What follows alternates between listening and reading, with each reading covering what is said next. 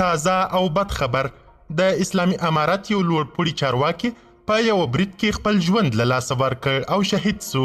دا چې یاد لوړپوړي چارواکي څنګه خپل ژوند له لاسه ورکړ او په اړه یې لوړپوړو چارواکو څه ویلي، بشپړ حال را سره همدغه روانه ویډیو کې کتلی سئ. سلامونه قدرمنو لیدونکو، یوټیوب چینل ته ښه راغلاست. ذبیح الله مجاهد په بلخ ولایت کې د طالبانو د والي وژل کېدل ومنل.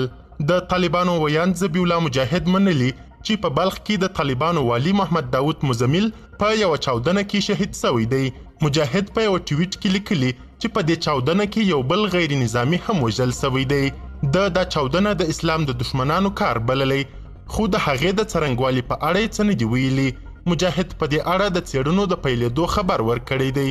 نن پنج شنبه د کب 18 په بلخ ولایت کې د طالبانو د والي په دفتر کې چاودنه وسوه. سرچینې وایي چې بریدګر په دویم پوړ کې د طالبانو د والي دفتر ته ځان رسولی و او خپلو چاودیدونکو موادو ته یې چاودنه ورکړې. وړاندې په بلخ ولایت کې د طالبانو د امنیه قمندانۍ ویاند اسف وزیري ویلي و چې په دې چاودنه کې والي له 2 نورو کسانو سره یو ځای وژل سوی دی. اطلاعاتو روز ورځپاڼې ته سرچینو ویلي چې د پیښې له ځایه څو ژوبل سوي کسان هم روغتونونو ته انتقال سوي دي.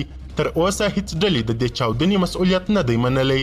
پر افغانستان د طالبانو تر واکمنېدو وروسته محمد داود مزمل د طالبانو لومړنی والي دی چې وژل کیږي. قدرمنو لیدونکو، له توجه مو نړۍ مننه. د لا زیاتو او نور لحظه پر لحظه خبري مطالبو لپاره زموږ همدغه مشال پریس یوټیوب چینل سبسکرایب کړئ.